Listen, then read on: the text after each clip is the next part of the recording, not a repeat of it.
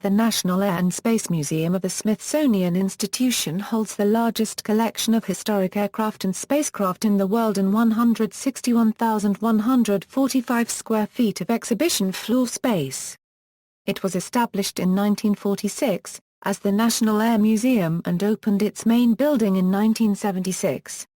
Located in Washington, D.C., United States, it is a center for research into the history and science of aviation and spaceflight, as well as planetary science and terrestrial geology and geophysics.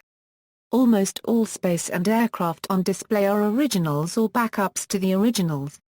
It operates an annex, the Stephen F. Udvar-Hazy Center, at Dulles International Airport, which opened in 2003 and itself encompasses 760,000 square feet.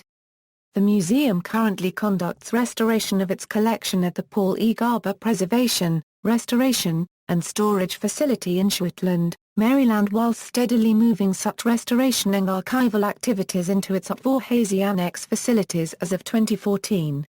Architecture. Because of the museum's close proximity to the United States Capitol, the Smithsonian wanted a building that would be architecturally impressive but would not stand out too boldly against the Capitol building. St. Louis-based architect Guillaume of HOK designed the museum as 4 simple marble-encased cubes containing the smaller and more theatrical exhibits, connected by 3 spacious steel and glass atria which house the larger exhibits such as missiles, airplanes and spacecraft. The mass of the museum is similar to the National Gallery of Art across the National Mall, and uses the same pink Tennessee marble as the National Gallery. Built by Gilban Building Company, the museum was completed in 1976. The west glass wall of the building is used for the installation of airplanes, functioning as a giant door. Hellmuth, Abata and Kassabaum also designed the Stephen F. Udvar-Hazy Center in Virginia.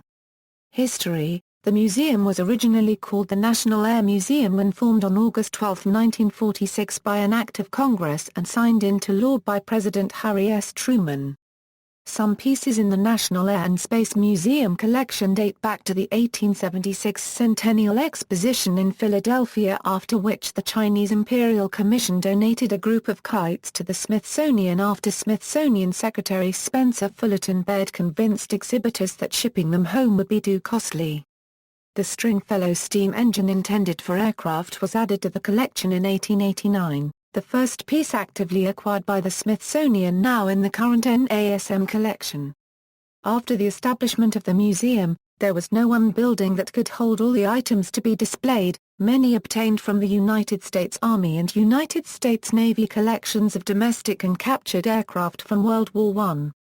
Some pieces were on display in the Arts and Industries building, some were stored in the Aircraft building, a large temporary metal shed in the Smithsonian Castle's South Yard. Larger missiles and rockets were displayed outdoors in what was known as Rocket Row. The shed housed a large Martin bomber, a Leopard fighter bomber, and an Aeromarine 39B float plane. Still, much of the collection remained in storage due to a lack of display space. The combination of the large numbers of aircraft donated to the Smithsonian after World War II and the need for hangar and factory space for the Korean War drove the Smithsonian to look for its own facility to store and restore aircraft. The current Garber facility was ceded to the Smithsonian by the Maryland National Capital Park and Planning Commission in 1952 after the curator Paul E. Garber spotted the wooded area from the air.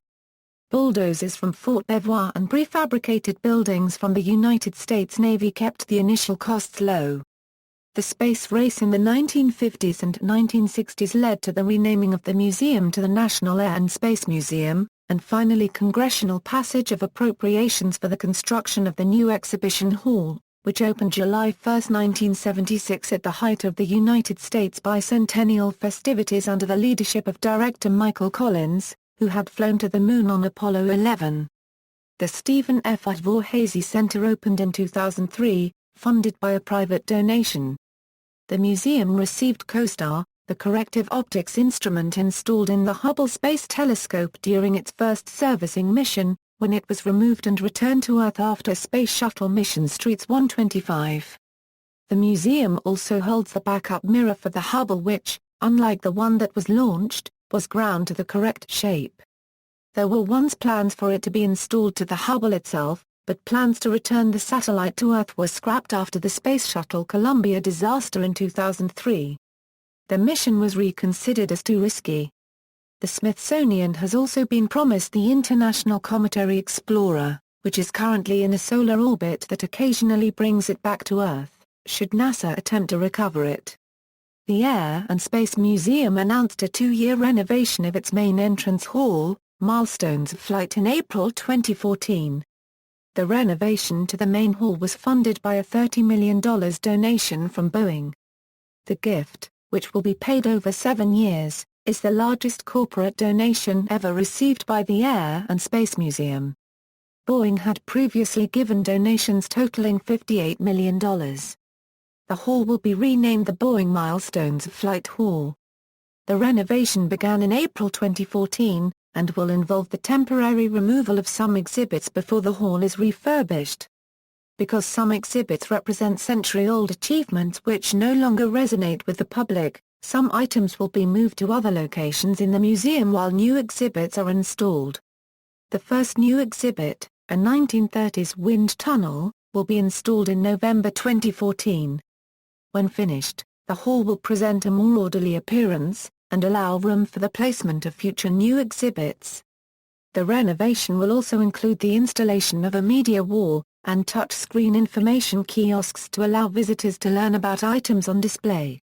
An additional gift from Boeing is funding the renovation of the How Things Fly children's exhibit, new museum educational programming, and the creation of an accredited course on flight and space technology for elementary and secondary school teachers. Controversy erupted in March 1994 over a proposed commemoration of the 50th anniversary of the atomic bombing of Japan. The centerpiece of the exhibit was the Enola Gay, the B-29 bomber that dropped the A-bomb on the Japanese city of Hiroshima.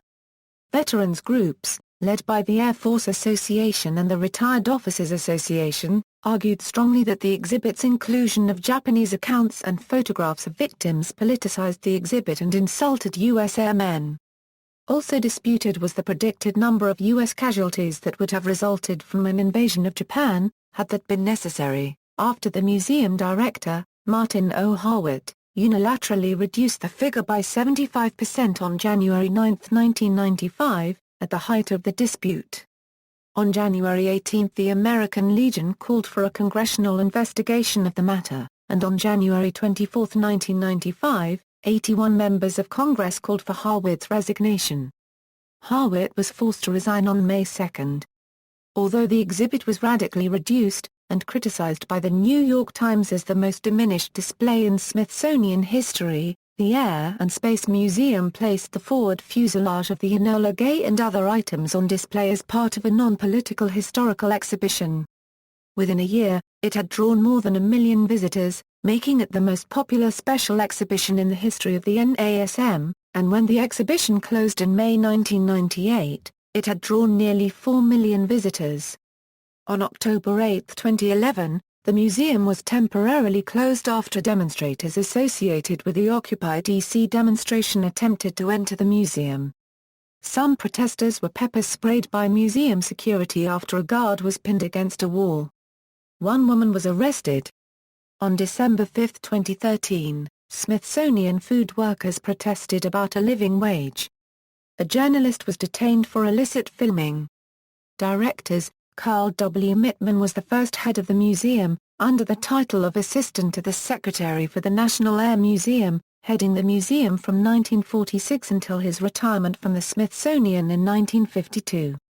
Directors have included Philip S. Hopkins, 1958–1964, S. Paul Johnston, 1964–1969, Frank A. Taylor, 1969–1971, Michael Collins, 1971–1978, Melvin B. Zisvine, 1978–1979, Noel W. Hinners, 1979–1982, Walter J. Boyne, James C. Tyler, 1986–1987, Martin O. Harwood, 1987–1995, Donald D. Engine, 1996–1999, and John A. Daly.